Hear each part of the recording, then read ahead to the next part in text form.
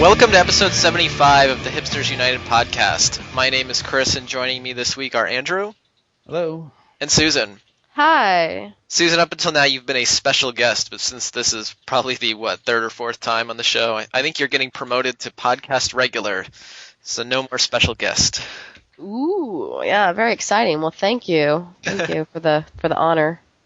And we've been silent for the past couple of months as there's been almost nothing worth talking about, but this past week in conjunction with Billy Corgan's 44th birthday, the song Lightning Strikes was released, and I'll just warn everybody in advance, I will probably call it Zen Baby at least once during this podcast since I still haven't adjusted my song light savings time to the title.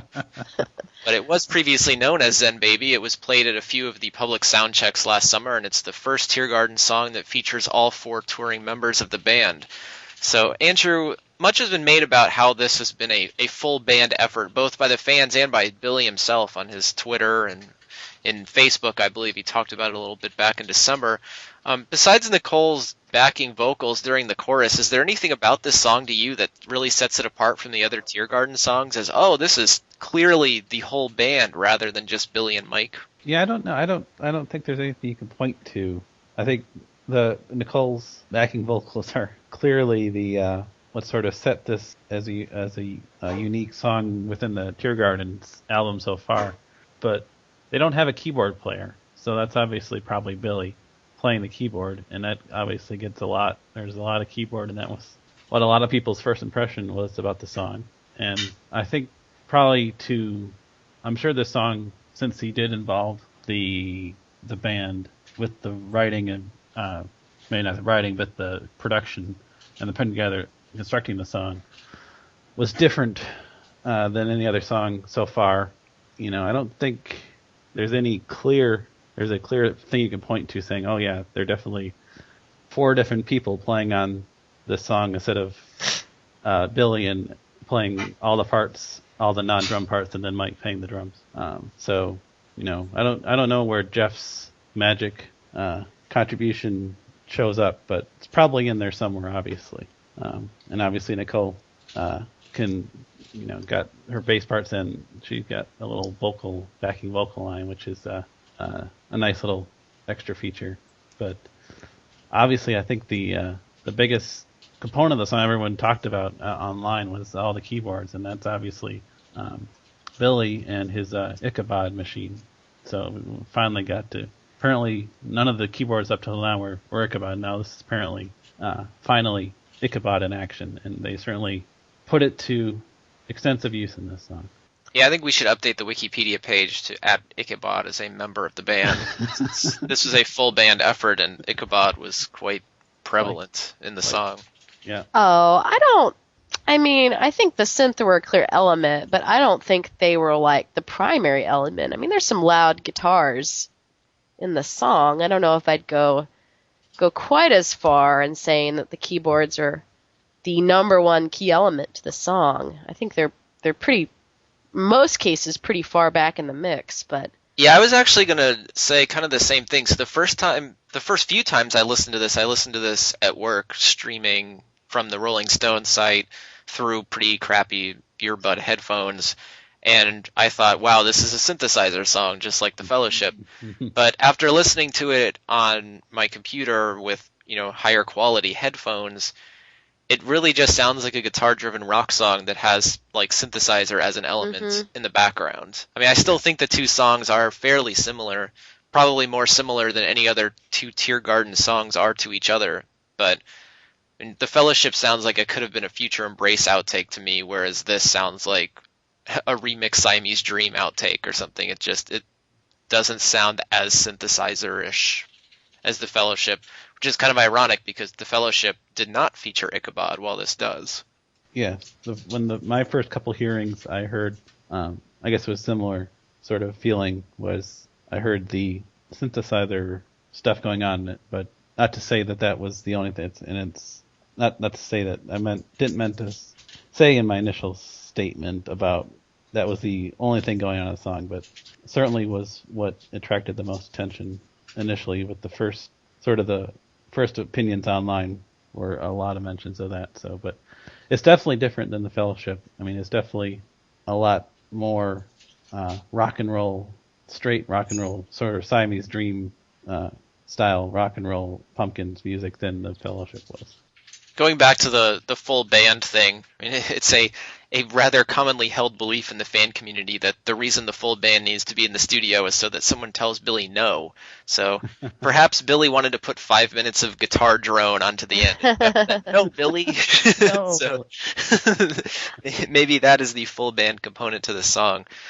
But yeah, I'll echo that Nicole's background vocals were really great and really added to the chorus, and that's definitely my favorite part of the song. And it was when I heard it at the soundcheck also. But she does sound, someone mentioned online that she sounds like Darcy, and I've been kind of amused that while there's been a pretty steady stream of criticism ever since Mike started in the band, that Mike's playing sounds too much like he's copying Jimmy's style, I haven't really seen anyone accuse Nicole of ripping off Darcy's signature vocal style for this song. But I mean, really, I'm sure it's just because that's the key that sounds best harmonizing with Billy's lead. But still, come on, people. If you're going to criticize them for ripping off past band members, don't let poor Darcy suffer alone.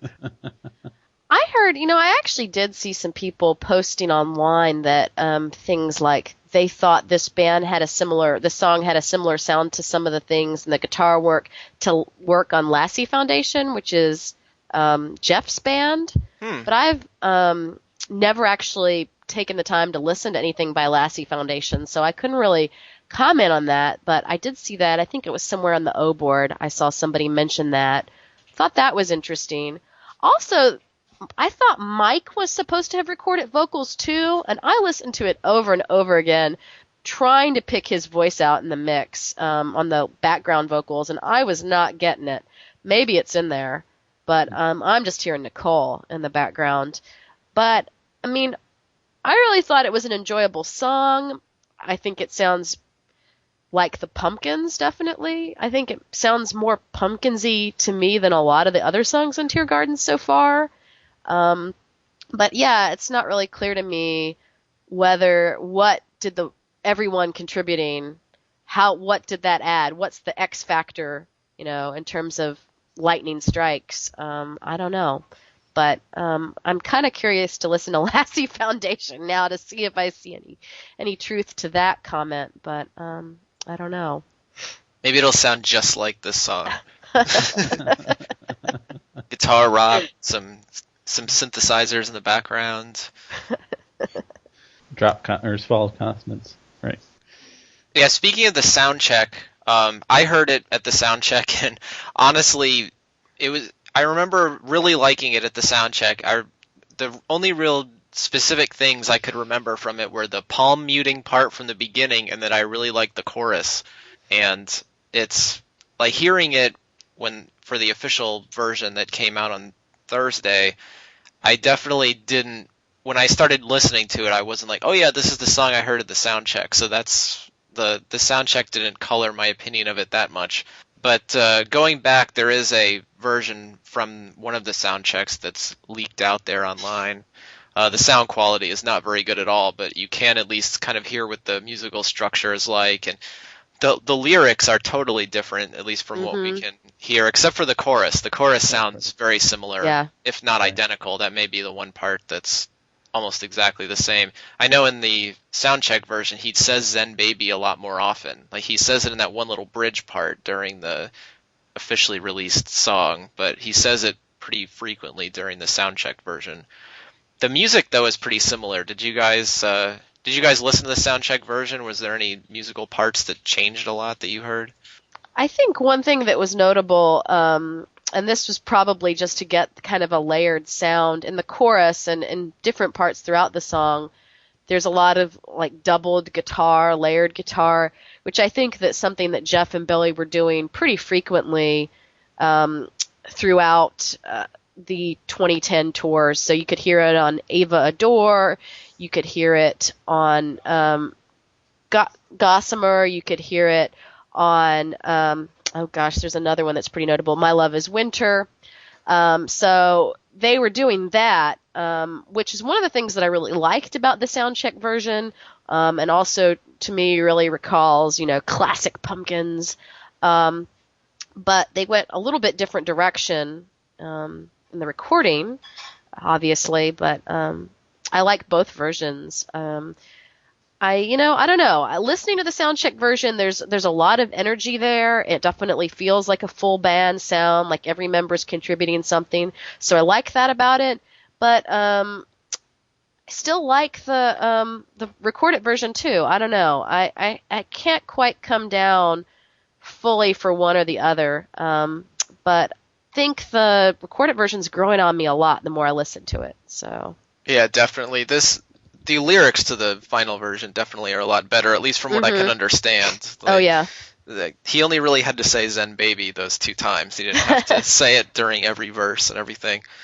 But listening to the soundcheck version after hearing the real version again reminds me of when I first listened to something like the Marquise and Spades demo, or that live version of Bullet with Butterfly Wings that they played in spring of 1994. Where it's just with the scratch vocals in there, like in Marquise and Spades, where he's like, something, something, yeah! It just has that really raw feel to it, but I mean, the recorded version of it is great. I can't wait to hear it live now that they have an established version of the song that they've rehearsed and everything. Yeah, I agree. I mean, I'd be interested to see, in the future if they continue recording as a 4-piece, if they bring a keyboardist in, because, we might see, it'd be interesting to see where they go as far as playing it live. Will they go back to more of a soundcheck sound, or will they go someplace? Knowing them, they'll go a totally different place. Yeah, Billy will play it on the ukulele. Yeah. That's right. Well, in that Twitvid version of it, he did play it acoustic, so, I mean, all these songs can be played in so many different ways. If it's a good song, it really doesn't matter how it's played. It will be good regardless. I mean, the acoustic version of Tarantula was interesting, but I mean, besides that, for the most part, a good song is a good song. I really like that acoustic version of Tarantula. Yeah, besides the solo. Oh yeah, The one part of Tarantula that's really powerful is that solo, and not really being able to do it acoustic kind of messes that part up. But in general, I mean, it's a great song. It's a great song, whether it's acoustic or electric or ukulele-ified. So now that there's been 2 of the past 3 songs have had this kind of synthesizer, either heavy synthesizer in the foreground or in the background, is this going to be a pretty regular thing, do you guys think? Or is that a unofficial 5th member of the band after all? Is this a new sound for the band that they're going to keep going forward with, or just something Billy's experimenting with? My thought was yes. For one, he spent ass ton of money on Ichabod, so why wouldn't he use it, right? But I don't know. I mean, if I look at the last 3 songs, correct me if I'm making an error here, but it's The Fellowship, Lightning Strikes, and Tom Tom, right? Right. And to me, maybe Tom Tom isn't as have the prominent keyboards, but it's definitely got like electronic elements to it. And I kind of think that all of them have this dark sound. I don't know. When they first started the Teargarden project, Billy said it's going to be a return to like the pre-Gish sound. It's really dark and brooding kind of. And I think all of those songs have that aspect to them. So, I mean, part of me thinks maybe I'm starting to understand where Teargarden is going. But then there's all these other songs from the early releases that are very sort of classic rocky. And I think there's some songs there in the catalog, like My Love is Winter, that have a very classic rock, Led Zeppelin kind of sound. So, I mean, I don't know where exactly he's going, but it does seem like there's a pattern of this like brooding electronic element that's kind of being layered over these songs. So, I mean, I just don't know. It's so hard to say. And he's tweeting about using the big muff. I mean, who the heck knows? I don't know. My Love is Winter will be an interesting one, because that's kind of the odds-on favorite for what the next release is going to be. Mm-hmm. But I just can't imagine that recorded in the same way that this song was. You know, I just can't imagine it with a lot of synthesizers and everything, like you said. So I don't know. I can't imagine that it will be in everything. I can see it maybe coming more to the forefront, like it kind of is now, but I can't imagine that every song is going to sound like that, just because Billy Corgan's never released, you know, every song sounding that much alike. I was just surprised how alike this sounded to The Fellowship when I first listened to it. I can't imagine another song will sound as alike as those two. Yeah. I think we also have after the next song, there's a whole new direction of Teargarden, and we're not completely sure if that entails just a release strategy or if Billy is taking it in a different direction musically. So he's been sort of coy, and we're still waiting on the big announcement discussing the new direction / new strategy. Yeah, so do you think that'll come before the next song, or do you think that the next song will come and then he'll say, all right, now that we're done with that, here's what's going to happen? Right. I was thinking, and I think a number of people had guessed that the announcement would come with this song, Lightning Strikes, that when they release the MP3 on their website, there'd be a letter from Billy again on the sp.com site. And that would be the announcement. There's also and I was also thinking that too, was that Billy said it was coming about a month ago now, and then Mark Tulin died, and I thought, oh, maybe he had meant to do that sometime, around the time that Mark Tulin died, and that all that stuff, all that sudden events sort of cancel that, and so I was thinking, oh yeah, so now next time he's in the sort of the spotlight, PR spotlight will be when he releases Lightning Strike, so it would have been a perfect time to do the announcement then, and it didn't come, so maybe it'll be with the next song. Maybe it'll come just out of the blue with a tweet, and he can't do it on Facebook anymore, because if he does it on Facebook, about 12 people will see it on all the internet, so who knows with Billy. I think and one thing, someone over the weekend pointed me to back to the David Lynch Foundation video that Billy did with that was in 2009 when Mike was actually captured Mike's rehearsal time with Billy, and getting back to what if the keyboard is going to be a part. He saw Billy doing a lot of keyboard stuff in those little studio bits, so that was just a little normal keyboard, not Ichabod. But so I think certainly there's a few of those songs that from that video that you can still go. It's still up online, and we have them actually on our unreleased songs. They're sort of indexed.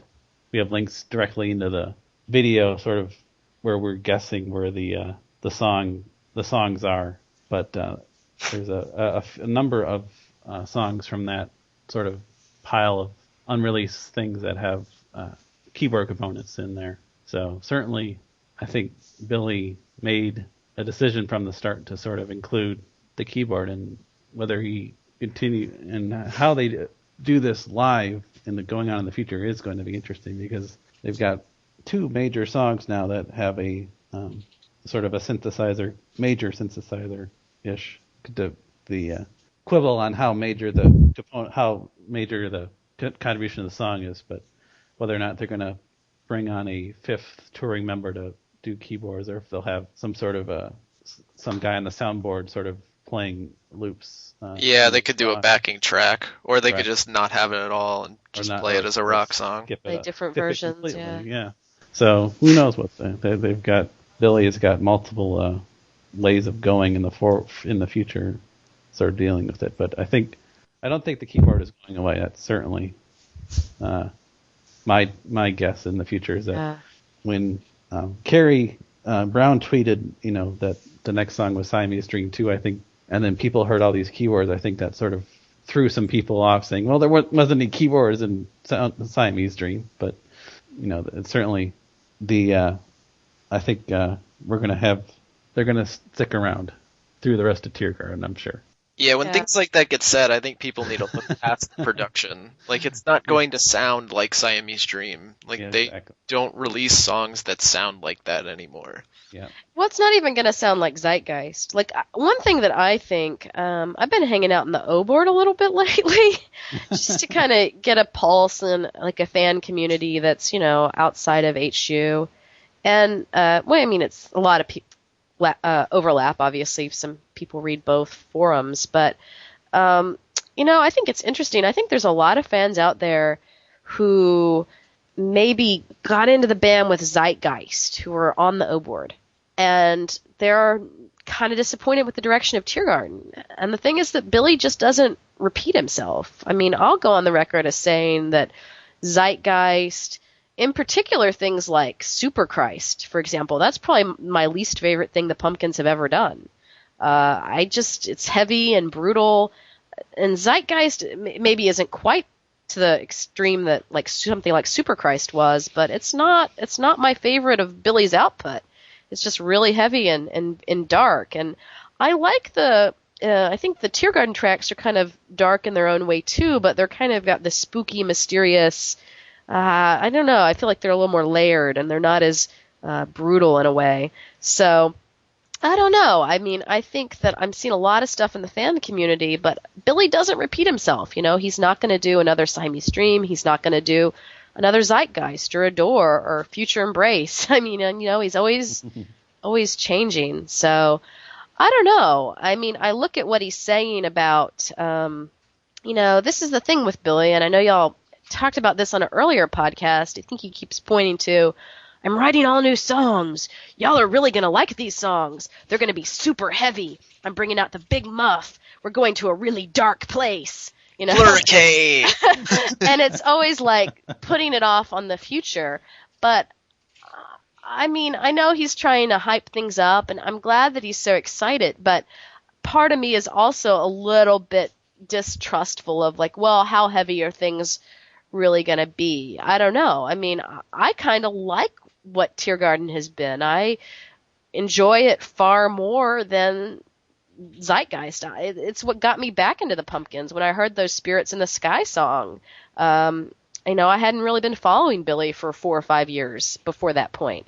So after being a rabid fan in the 90s and early 2000s. So I don't know. I mean, I think there's obviously going to be a change after this song 10, but I really question how much of a musical change it's going to be. I guess we'll have to see.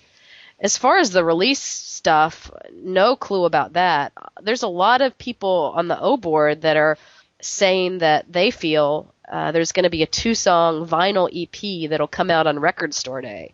I don't know where this idea came from. I think somebody just suggested it and everyone said, oh, that seems logical. But who knows? I mean, I don't think there's any – I think that's speculation entirely. It sounds like it could be – it could be a possibility. Nice. Isn't Record Store Day near the end of April? It would be nice if the next song came out in like 3 weeks, 4 weeks.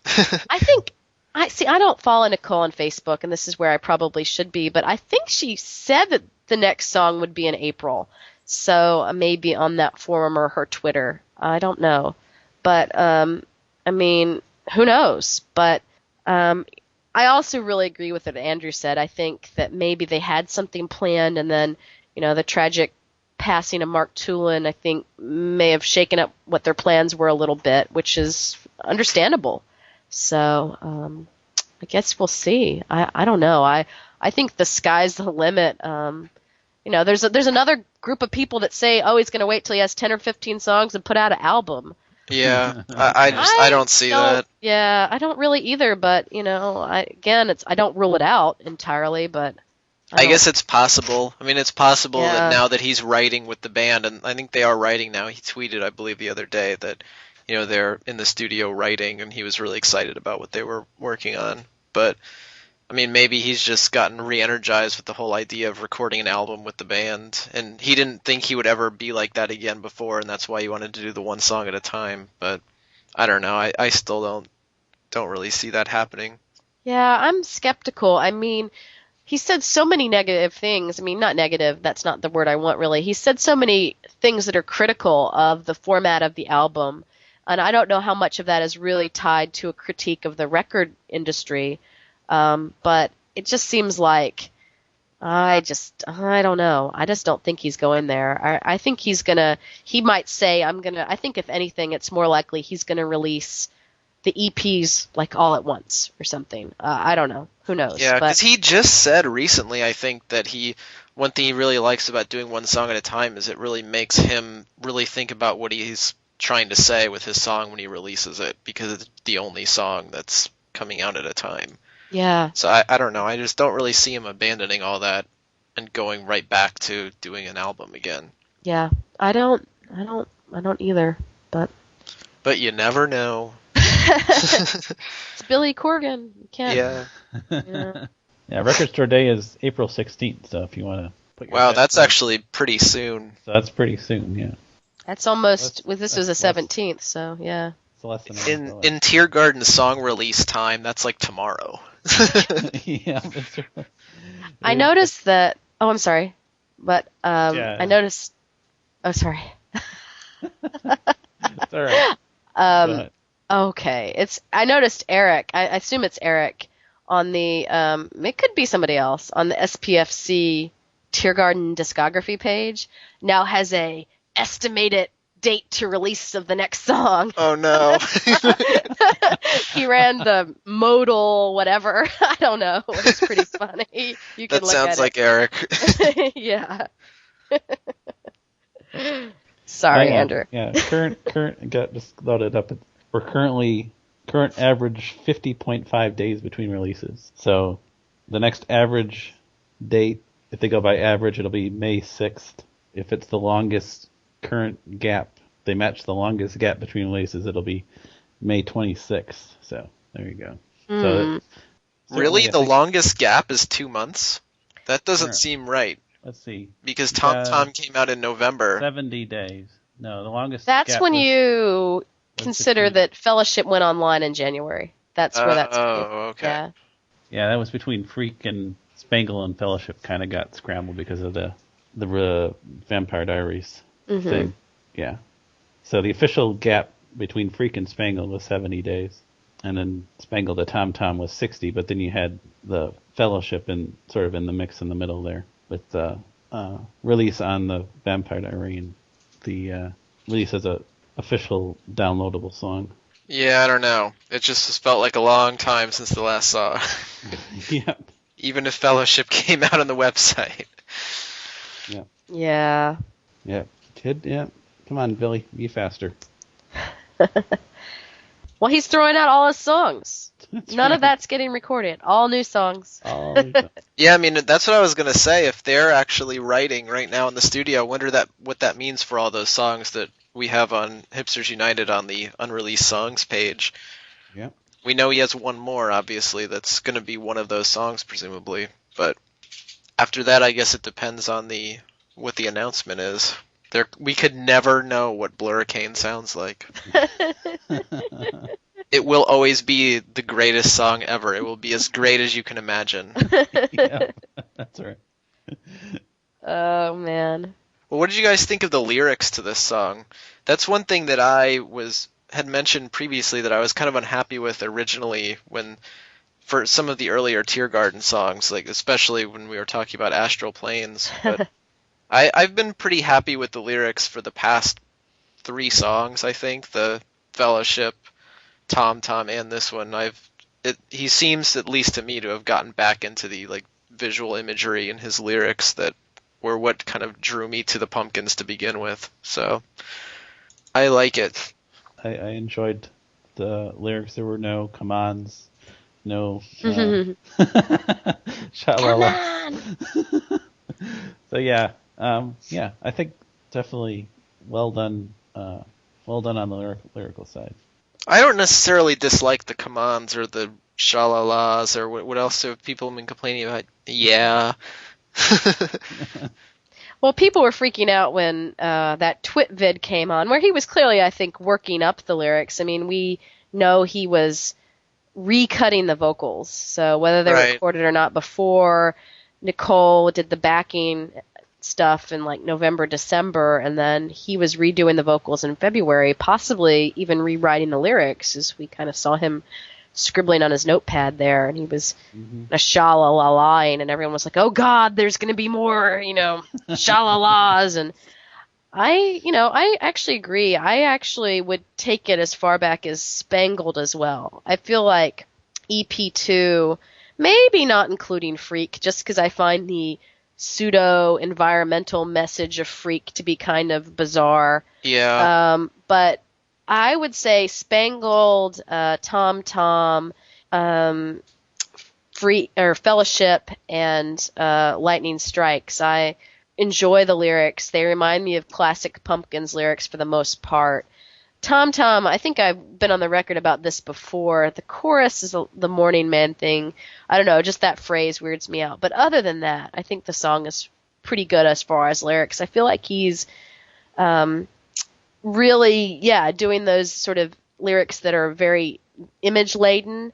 I also really enjoyed what he had to say in where he was talking in his, I think it was his tribute post to Mark Tulin, where he was talking about how the lyrics were at once trying to look at sort of a more cynical view of love as well as a more Zen or philosophical view of love. And I don't really know if I could put into words what I get out of that explanation from him, but seemed really apropos of this song, and actually, if anything, made me like the song even more, because I feel that it's the two sides of Billy, right? So he tweets all this stuff about love, peace, and happiness, and God loves you, and then he, writes nasty tweets to Courtney Love. I don't know. And people are like, how do we resolve these two Billies, right? And I think that's kind of what this song is getting at, and I don't know. I like that about it. I really enjoy the song. I really do. So. Yeah, specifically one of the verses, he says, indigo, breathless yet, I'll link to your regret, sunflowers as teachers' pets, bent from lightning. Stuff like that is what I really like, because it's not obvious. You could kind of ascribe whatever emotions or whatever meaning you want to it. And that's what I think really I liked about all the classic Pumpkin songs that I really liked, is that I could kind of, whatever I was feeling at the time, I could kind of ascribe it to that song. So when he sings things that are more obvious and don't have as much imagery like some of the earlier Teargarden songs, I think that's what bothered me about it. Because it was just kind of, there was nothing I could really attach to with it. There's not really much in Astral Planes where I could kind of, give it my own meaning. Yeah. Even Song for a Son, the more I listen to that song, the more I do. I was not a huge fan of it from the beginning. The more I listen to it, the more I do like it. But I think it almost upsets me in a way. It's a sad song, and I feel like it's a very personal song for Billy, right? About not being a father, about his relationship with his own father. And it's hard for me to really put myself in that place. I am a mom, right? So, I mean, I don't know. And it's almost, to me, that song, the more I listen to it, has almost painful quality. It's so personal to Billy. And in a way that some of the Siamese Dream songs are too, to me. Like I always, Melancholy was always like my album, because I think that album is a universal album, that most of the things on there, or most of the songs on there, are about things that everybody universally experiences. I think that's what he was really going for with that album.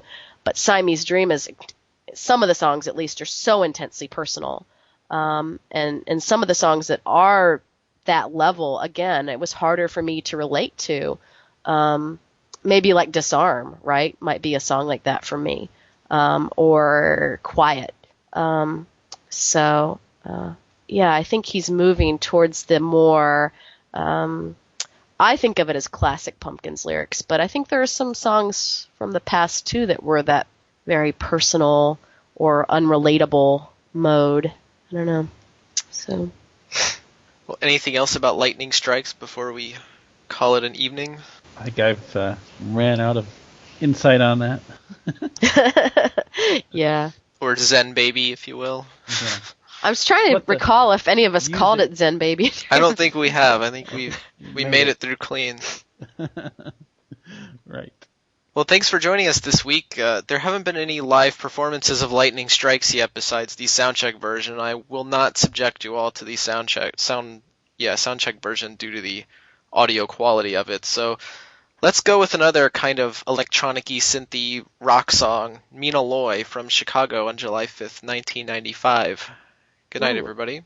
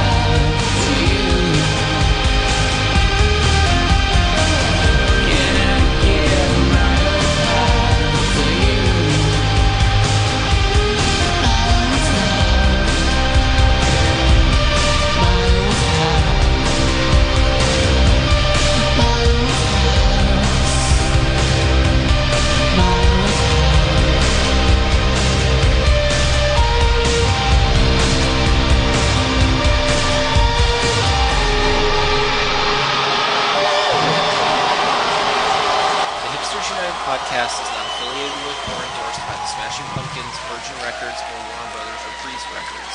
All opinions offered by panelists or guests of the Hipsters United podcast are their own and do not represent the opinions of the Smashing Pumpkins. All audio during the show is licensed for non-profit use per the terms and conditions on the Live Music Archive at archive.org. Intro music is from the Machina 2 album released for free download on the internet by the Smashing Pumpkins in September of 2000.